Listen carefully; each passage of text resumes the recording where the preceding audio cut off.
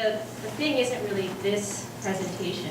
What the fun part is going to be is when we sit down amongst our tables and we start talking about some of the really big issues. So yes, I'm the chief weed puller at Amara Farm, and you are welcome to join me anytime. My family were originally from Tanzania, and my family emigrated to Richmond in 1973. There is no cultural, within my immediate family, no experience farming. So you can imagine the jaw-dropping conversation that happened when I said to my mom and dad, "Mom, Dad, I want to go away to study agriculture." It was just like, where the hell did that come from? So my big reason for getting into agriculture was actually to do some overseas work in community development, using agriculture as a tool to get me there. And so off I went to Guelph. And for any of you who've never experienced a Guelph winter, I hope you don't have to ever. The University of Guelph also had a minor in tropical agriculture. So part of that was all of the stuff that really interested me in third world development, third world geography. And it included a field trip to Jamaica as a credit course.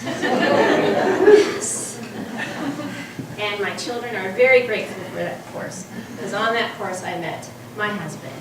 And I was posted to Suphanburi, which is in central Thailand. It's part of the rice belt of Thailand. So I worked with a number of Thai farmers to look at alternatives to spraying pesticides. And I also did some work in India. And obviously I am originally from India. My family is from, in this red part, the very top left corner. We interviewed both the men and the women, and we were able to compare some of their traditional knowledge in this type of production. So I was the staff agrologist for West Coast Seeds. And that's when I get to actually figure out how my training could help gardeners in growing food without chemicals. Do you know the Powell River folks? They took this one up and went to the 50-mile diet. Well, you can't just drop that. We, in Richmond, did a 10-mile diet. And then there were some really interesting spin-offs to a 10-mile diet. People wanted to know, where did you get all of that food? A mini farmer's market, and set it up at community centers, outside, not in the center, but in the library. We did actually put it inside the hospital. Well, there were two types of opposition. You're bringing dirty food into this hospital. And then the other people, you're bringing food into this dirty hospital. So 3 CSAs launched in Richmond. And we really began to look at the gaps in the food system. There are no locally grown proteins.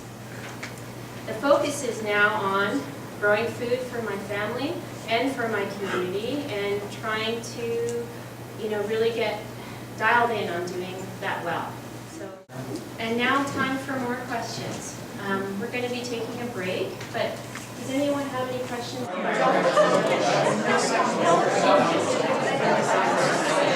We're going to talk about now how the impact of our food choices is happening on other farmers.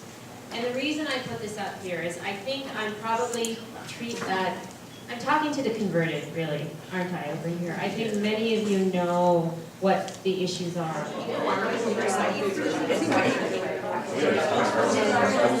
And so I've changed up question 3.